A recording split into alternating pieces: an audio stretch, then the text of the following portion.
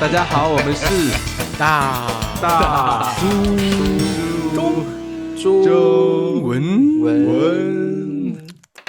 好，我们今天邀请到一位非常与众不同、很特别的一个来宾哦。那这个来宾呢，你的金主来了。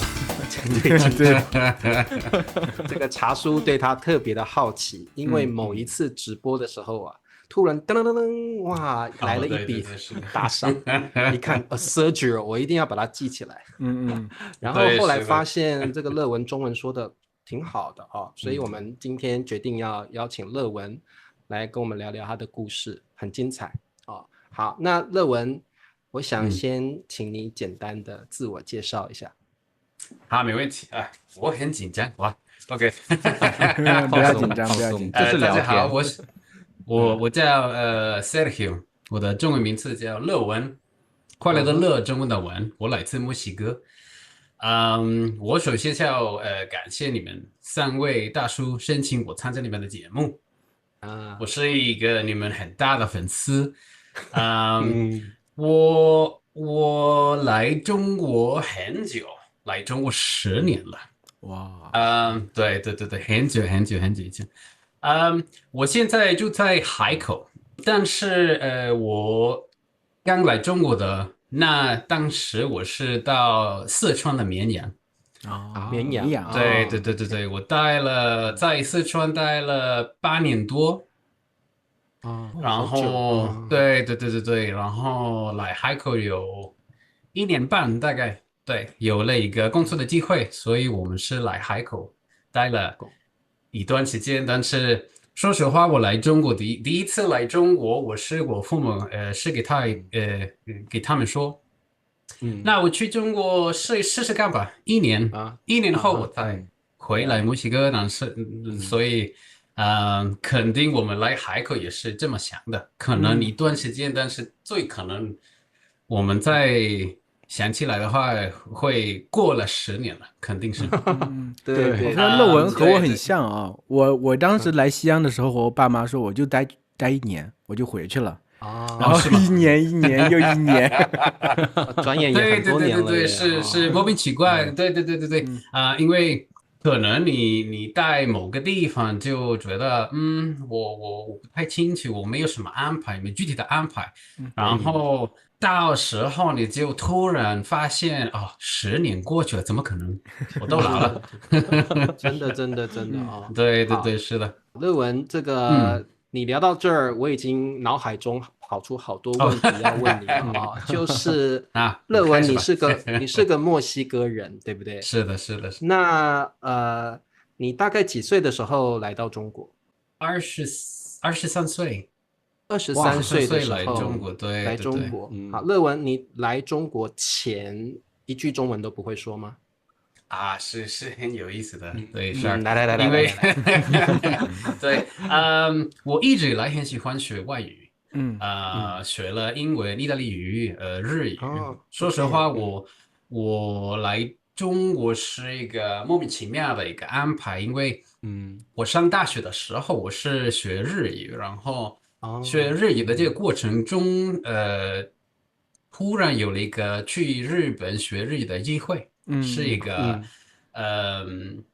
交换生的，对，一个项目。然后去了日本待了1个月，然后回来墨西哥我就很难过，因为出国后我就发现。我不想要在墨西哥，我的生活的未来最可能对我来说不是在墨西哥，所以我就想了想办法怎么再出国。突然有乐文，你是因为去了日本，特别喜欢日本的文化跟生活，所以你回到墨西哥就觉得国外的生活比你想象中还美好，是不是？说实话，最可能是因为我对墨西哥没有什么归属感。是一直以来有这个想法，对，然后我很小，我的爸爸就是给我说，那这个其他的国家，比如说法国、英国，其他国家的文化，其他国家的生活，所以最可能从很小的时候我就开始想一想，我想闯世界，我想看各种各样的文化，跟我很不一样的。对，但是我回来后我就发现，我不想要在这儿，对对对，不想要，所以突然有了一个我的朋友，他是说我在中国，我的这所学校需要老师，你要不要过来？然后我就是说，那走吧。但是对中国就这么随便走吧，对，是突然就是走了，拜拜，想咋就咋，就对，就下定决心不要在墨西哥了。然后但是我一点都没准备。我这几天是给我一个我的老师讲我的故事，我来中国的故事。对，然后我是给他说，我回想起来这个事情，我就突然想起了一个中文的说法，那个裸考，那个考试的时候一点都没准备，对，都没准备，所以大概是这样子的。我来中国一点都不熟悉，对中国的文化，语言什么都不知道，但是就是别人告诉你来绵阳吧，你是不是都不知道绵阳在哪里？绵阳在哪？对，四川在哪？我还记得我面试的时候，对，我面试的时候，那个员工是问我你要不要你想去哪里？你想去哪个城市？成都？对，哪一个城市？但是说实话，连绵阳的那个名字都不知道，所以他给我说这两个名字的城市的名字，就是第一个吧。就是第一个吧，就去了。英文中文我一点都听不懂，对。但是我知道我的朋友就在绵阳所以我是给他说我朋友住的那个城市，那一个我想要去。对，有照应。所以对，一句中文也不会说。是3年，大概是这样子的。对，3年没学中文。你说在绵阳待了3年，但是在3年之中你没有学过中文。对，在绵阳待了1年，然后到成都搬走了，因为我对绵阳不怎么喜欢，不太喜欢。对，没有对，说实话不太喜欢。对，乐文，你到四川去是教英文吗？还是教西班牙文？西班牙文，对。哦，你倒是 OK， 然后对，因为你说。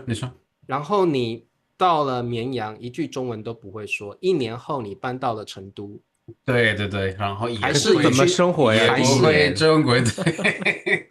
那你第1年应该遇到很多困难吧？会不会？我有了很大的文化冲击，说实话，特别大的，特别大。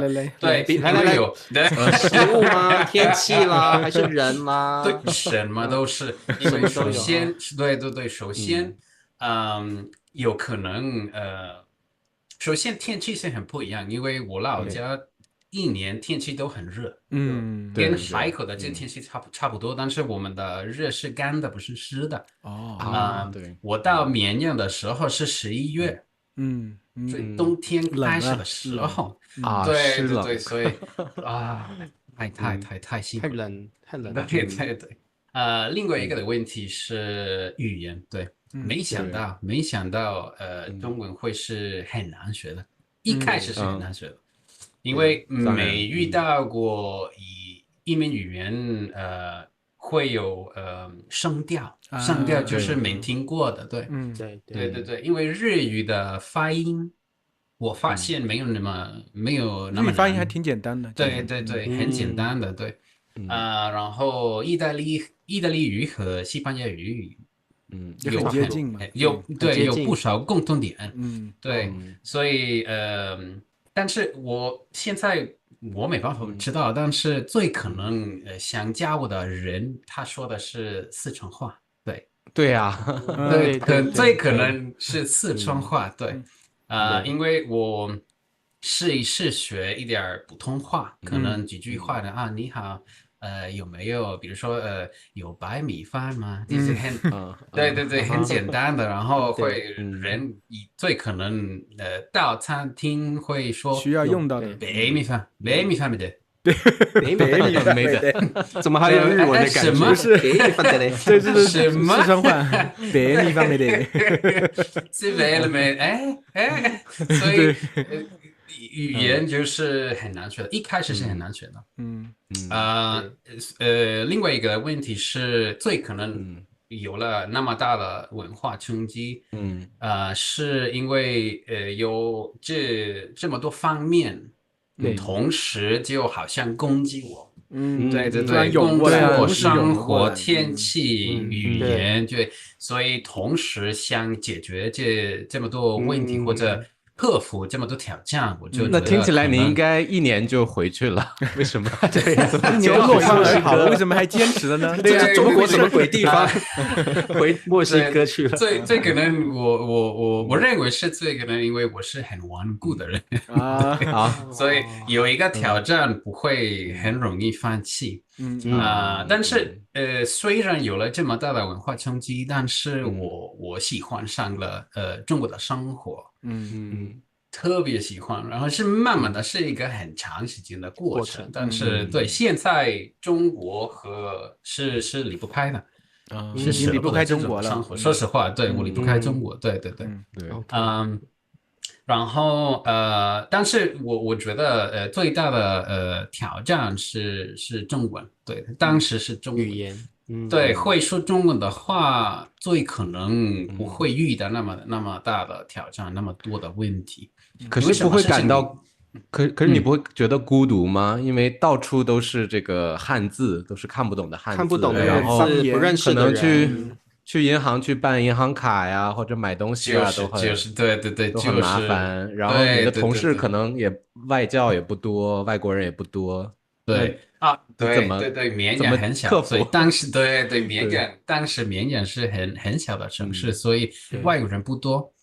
而且我不算是内向的人，但是跟别人说话我是没问题，但是我觉得很累，我不会天天都有这种的活动，这种的安排。对，所以我很喜欢就安静，我很喜欢一个人在家里就学习读书等等，之类的活动。对，但是一开始有了几个朋友对我适应中国的生活，我觉得有了很大的帮助。没有朋友的话，我觉得最可能1年后就回国了。对，再说吧。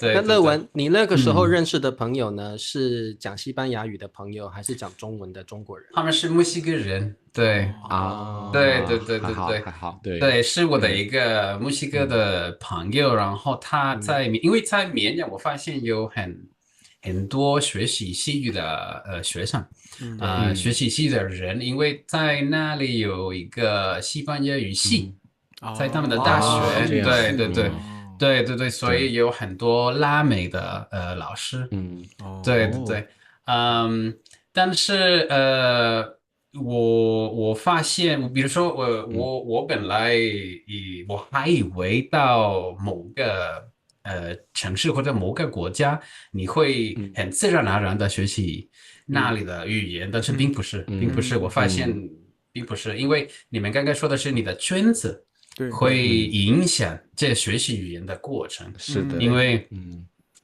有这么多的挑战。最可能你会找会说西班牙语或者是会说英文的人，然后你大部分的时间对是说英文的，都跟他们在一起，对，中文没有进步，对，不会遇到说中文或者学习中文的机会，所以1年后呢，我就想出来了办法，因为我是去成都，我去了几次，我觉得大一点的城市还可以，对，比较国际化，对，然后搬走成都的话就觉得好一点，而且我在中国生活有了经验，所以我觉得我很容易可以的，我能克服什么挑战，对都可以那乐文，我问你啊，我有很多问题要问你啊。第一个问题就是这个，你在绵阳或成都生活的时候，如果感到寂寞的话，你会怎么安排自己的时间呢？因为有时候我觉得很多外国人到中国生活之后，不会那么快就会有朋友了。所以你在中国很寂寞的时候，你都做什么事情呢？睡觉还是在床抱着棉被哭还是怎么样？卡拉 OK 吗？还是去唱卡拉 OK？我周围的朋友就是找到了其他外国人，其他外教。我个人的境界是有点不一样的，因为我怎么说呢？我谈了恋爱，对，我谈了一段恋爱。到了中国就谈了恋爱吗？对，等等，多久以后？这么快啊？多久以后就谈恋爱了？大概茶叔本来说他要问一个月后，一个月后，等一下，到了绵阳1个多月后就谈恋爱了。对，好有效率哦！这应该是史上速度最快的外国人。那现在都明白了。我终于问到重点了。对，那所以解决了很多基本的问题。来，乐文什么都可以问，对不对啊？那这个对象是中国人还是外国人？是外国人，是意大利人。是意大利人。那因为你也有学意大利语嘛，对不对？对，是上大学的时候，学了意大利语。OK， 所以就是跟有谈恋爱之后，你就不会那么寂寞了，对不对？对，而且他是学习中文的，他的中文非常好，所以又有了原因我没学中文，因为他什么问题是他解决，他都可以帮你解决，对，不用烦你，我来看一下，对。然后你有不会的意大利语，你还可以问他，对不对？对，是的，对，天天都是学，我们说的是意大利语。真的 ？OK， 哇，对 ，OK， 所以如果外国朋友在中国，你要感到不寂寞的话，像学乐文，马上找到一个伴，找到一个女朋友。乐文在中国把意大利语学好了。对啊，乐文在中国不是学中文，是学意大利语。那乐文，因为你在这个四川是教西班牙文，你的对象大概是多大年纪的学生？是大学吗？还是有了各种各样的？因为是一个培训学校，对，有了小朋友，有了成年人，有了青少年，所以我对我当老师的这过程有了很大的丰富的帮助，对，因为来中国也没有那么久的当老师的经验，对，也要一边适应中国的生活，一边发展我教的能力，对，因为什么能力都没有，所以对，也有了一个第1年、第2年是很辛苦的，对，一定的，对，乐文这样说不容易在中国的生活。对外国人来说肯定不容易。那乐文我再问你就是说你在四川教西班牙文嘛教那么久，你觉得中国的学生跟这个墨西哥的学生在学习态度上有没有什么不一样？你觉得？是很好的问题，因为我老婆也是老师，所以我们大部分的时间你老婆是中国人嘛？对不对？不是，我老婆是加拿大人。对，不是你前女友哦，不是那我们聊到你前女友，她会不会生气？她会不会生气？不会，因为她都知道。对，她都知道，那就好。对，好，那我们回到主题。我参加你们的节目之前，我就是问她呢。可不可以说？对，因为如果因为他也会中文，对，什么吃瓜的，对，因为对你知道我们很爱吃瓜嘛，所以这些都会问到了。你老婆中文好吧？对，他的中文很好，对，我们是说实话，我学中文的过程也是很奇怪的，因为第3年我开始学中文，我坚持了1年，终于能跟别人说话。对还有四川话的这个问题，但是我待了那么久，我就能听得懂，然后我说的是普通话。对，对，但是坚持了1年后，我认识了我现在的老婆，然后我什么安排都放弃了，我的安排就是跟她谈恋爱，就是他跟他在一起就是他，对。那这个乐文，我现在才要问到重点了啊，就是请问你跟你老婆是怎么认识的？茶叔，我本来想问这个，但是你插了一个那个吃饭的提示。是我这么快进入主题，绕好远，我一定要先了解一下。对，那乐文在你这么寂寞的中国生活中，怎么认识了你这一位太太？是怎么样第一次见面的？对，我们认识是因为我们是同样的学校，教语言，对，他是教英文的。对，说实话，我第一次见到她，我就不知道，因为他就知道她是美女，肯定是美女，但是。他就好像对我们的学校，对我其他人没有感兴趣，没有什么兴趣，所以也不会很直接就跟他说话，就等了几天才跟他说话。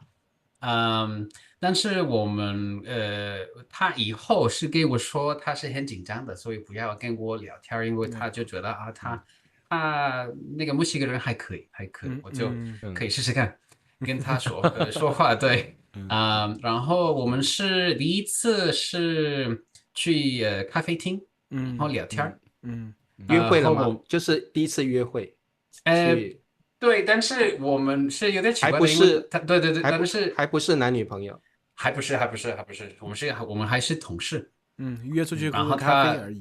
对，我们我们去喝咖啡吧，聊天。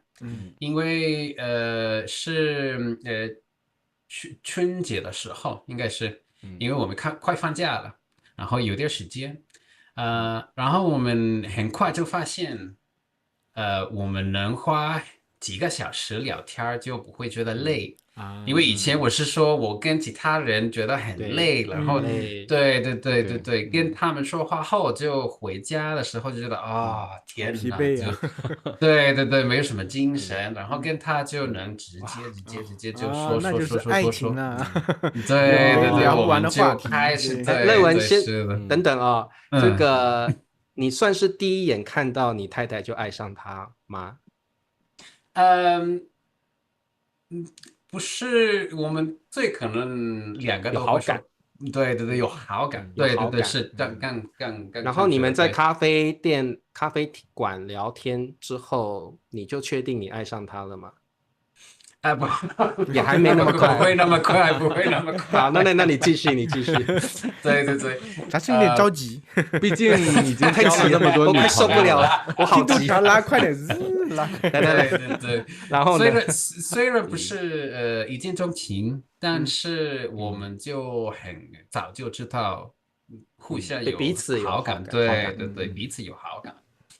因为另外一个的原因是因为我们聊天的话题不是跟大部分的人一样，我们比如说以前聊天是很肤浅的，表面的对，上班对家人对你家人对你什么时候回国 OK 拜拜，然后跟他说话的就是因为我们两个都很喜欢，对，很深刻。我们一开始是有点简单的，比如说我们两个都很喜欢读书，对，然后就是他学过的是文学，所以就是我看后面是不是有个莎士比亚，对不对？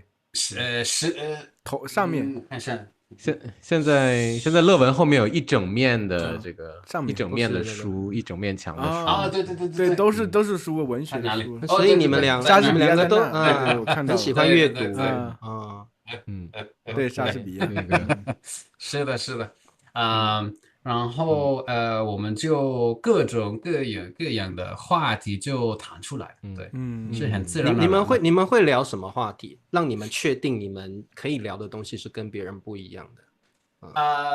哲学，看过的书，我认为一开始是从我们的爱好。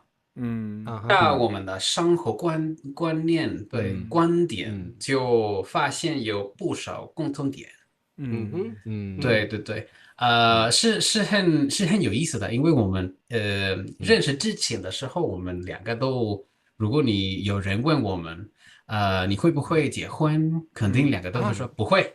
Really？对，真的吗？对，他是很对，他是给这么不婚给我说的，主义者，对，你们是不婚主义者，他本来就是考虑不结婚，结婚啊，对，我不会反对，我不会是说不会，但是没有什么冲动，没有什么安排，我就是说可能40岁后再说吧，但是我们互相认识后，我们的对，我们是互相有了天翻地覆的改变，我们的生活就突然都改变了。对，对，因为可能我还记得，可能跟别人一起住的也会觉得啊，我有了这种的经验，但是效果不太好，不太匹配，有了不少的问题，不少的冲突，所以我还是一个人住。但是我们谈了，我们就互相认识了后，就发现啊，这是很契合的人，就是很互补，对，互补的人，所以就有一个我的朋友最近问我们，你们有没有什么安排？是你们结婚是很感性的，或者你们以前就知道？但是说实话是很自然而然的，我没有什么想一想考虑的这个过程，就认识谈了，就约会后就发现，那我们肯定应该在一起吧。就慢慢的从朋友变成了男女朋是友。的，是的，对，也没觉得，要推对方，或者我不知道他是怎么想的，就是我们自然而然的自然而然啊，对，爱上了，对。所以茶叔你是不婚主义者，那个乐文的故事告诉我们，没有真的不婚主义者。我跟你讲，我就是要问乐文嘛，就是要从他的经验，我也要学习一下嘛，对不对？我觉得乐文这个经验蛮好的，就是慢慢从朋友自然而然变成男女朋友的关系。对，是的。你们大概交往多久结婚？大概有点久。大概8个月，对，8个月算久吗？蛮短，有点久，对，蛮短的，8个月就要结婚。好，那所以我觉得你们因为个性互补，然后也聊得来，话题也不是像跟一般人聊天那么普通平常的话题，你们都可以聊到你们喜欢的生活，生活观你们的想法也都差不多。那乐文是什么样的一个因素让你觉得应该结婚了？是你老婆提出来，还是你觉得时候到了？很好的问题。我们就因为我们就觉得在我们是男女朋友的就发现啊，我们在一起后。结婚可能就是从那天6个月后，我就求婚了，但是他没有答应啊，也没登，是的，他肯定是，对，没有什么问题。我的意思就是说，我们没有考虑过，也是可能就通过我们第2个月、第3个月就觉得，因为我们一开始是去旅行的，我们是去旅行的，对，我们去了越南，对，然后我们去了日本，然后我们是开始说啊，我们还是去墨西哥吧，我们还是去加拿大，然后认识你的父母，你认识我的，然后就我们在一起后6个月后我就发现我们要结婚，对，所以跟我的一个朋友我们是找一找那个怎么说呢？那个戒指，戒指，对戒指，然后我用了一本书，因为这是很有意思的。我们第一次认识后，我们先去喝咖啡，然后下一次我们去了一个酒吧。然后，因为我知道他很喜欢读书，然后我知道我喜欢他，然后我是给他买了一本书，一个诗歌的书，那个 poems，对，是的，是的。然后我给他买的就是那个中文不知道怎么说的，他的名字叫巴布洛内卢的，是很浪漫的，对，拉美的最浪漫的一个诗，诗人，对，是的，是的。然后我就送给了他，然后他的一个朋友是给他说，你认识他吗？那是最浪漫的。你们两个什么时候结婚？就是这么问他，对，然后谁知道他是对的，对，因为我妻子一听就是说不可能，我的伤口决定了，不可能结婚，不可能结婚。我这个不婚主义者，但是1年后，对，1年后就结婚了。然后我们上次回加拿大的时候，我们认识了他的一个朋友，就是给他说你说的很对，你怎么知道？对，但是我们比如说我们没谈过结婚的这个过程，或者你的看法是什么？就是通过我们聊天，我们互相认识的。这个过程中，我们就发现，我们对婚姻的观念，有了改变，但是还是很共同的。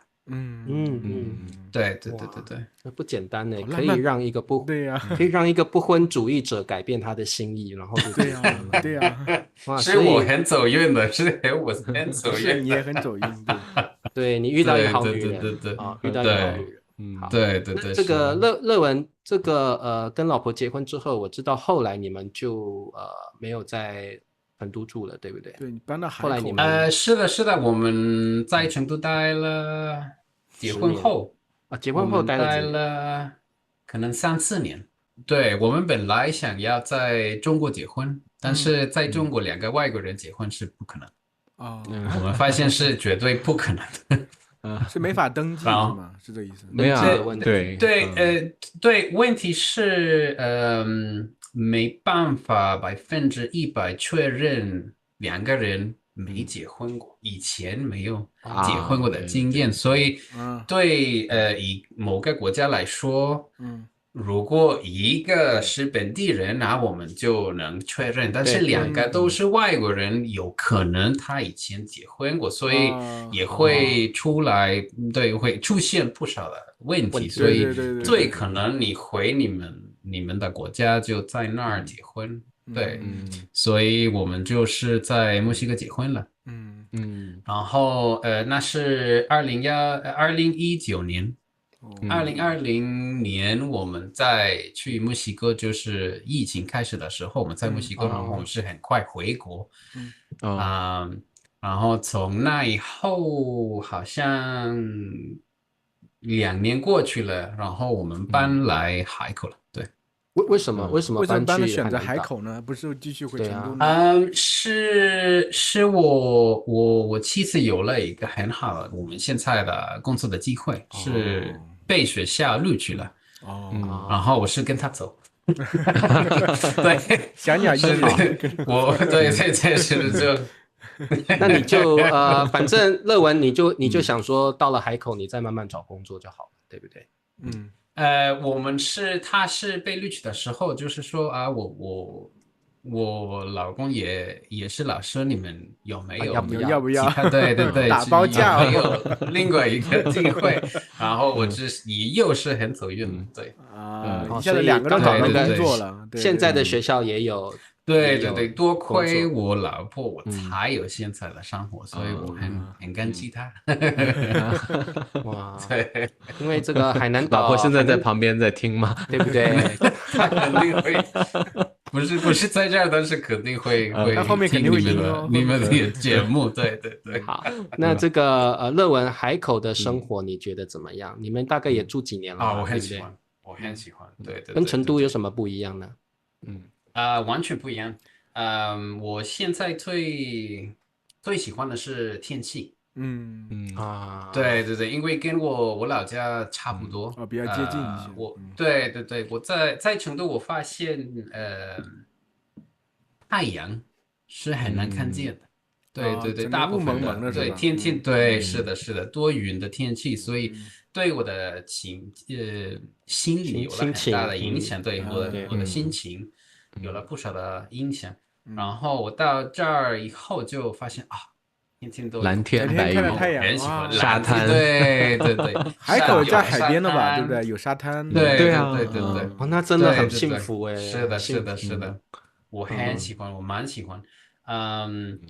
但是我们来这儿之前，我们有点担心，因为首先我们舍不得成都，因为我们很喜欢成都的生活，是对，是很舒服，然后方便。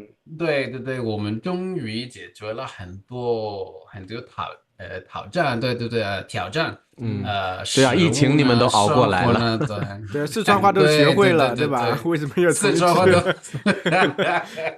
现在要学海口话了，太难了。对，然后也知道海口还算是一个小的城市，所以我不知道会不会欢迎外国人，但是是很好的城市，我很喜欢。但是跟别人肯定会有不一样的经验，因为我们两个不喜欢出去旅游，或者也不喜欢出门，我们大部分宅在家里，在家里读书，在家里学习，在家里就聊天休息。所以比如说我有其他的外国朋友，他们很喜欢出去咖啡厅或者酒吧，或者对公园之类的地方，然后来海口的话，他们肯定会觉得没有那么多地方能去，然后我们还是在其他城市大一点的城市住。但是对我们来说，我们没有什么大的问题，我们很喜欢。然后我很喜欢跑步的时候就去沙滩就休息，就是对，太浪漫了。对啊，这个是度假一般的生活，对不对？是的，舒服。最主要他们不会觉得寂寞，两个人在一起，他们也不需要太多社交，对，这是很好的。对，但是我们到现在没有什么婚姻的问题，因为我们是很契合的，很互补的。其他比如说如果以前谈了恋爱或者其他我们的朋友在一起的话，也会有各种各样的问题，相处的问题。对，我们两个也遇到了挑战，但是我们是知道我们的生活就是在一起的，然后我们要学习，我们要互相帮助，然后遇到什么困难，就我们首先要考虑对方，对，好，所以我们两个也有了很大的改变。对，很成熟了。我觉得茶叔好羡慕，我觉得看到，对呀，我觉得看到我的未来。只要搬到墨西哥就好了吧？其实我觉得看到乐文这样，真的还就会让人相信婚姻是好的。如果你找到的对象跟你是互补的话。乐文，你的经历很有意思，因为你前3年你住在中国，你是一点中文也没有学，但是今天你可以就是用很流利的中文跟我们说话，包括你的那个说话的方式，就是你的那个对，或者是这是一个好的问题，就是你交流的方式很中国化，你的抑扬顿挫也很中国化，所以我想问问你，在中国住在中国对学中文到底有没有用？从你的角度来说，很好的问题，因为比如说我坚持了那一年的学中文的那个过程，然后我就放弃了。说实话，如果我们是3个月之前见面的，肯定会觉得我是另外一个人，因为3个月前我就下定决心，就说我要重新开始学中文，因为我来中国10年了，我的中文水平这么低是很不可能的，我觉得很浪费了这个很大的机会。我就是开始背单词，然后重新开始。我发现7年前学中文和现在的状态是完全不一样。因为以前没有对，没有这么多学习语言的资源。对以前对第一次没有大数中文，就看了广告吧。对。说实话，这不是广告，说实话，你们的节目对我的学习中文的这过程是我最大的资源，因为我是可能2个月前就没有天天听到中文的习惯。对，因为我们是以前刚刚说过的，你不想要学一门语言，虽然你在哪个国家，那你的朋友都说的是英文或者西语，肯定不会学习中文。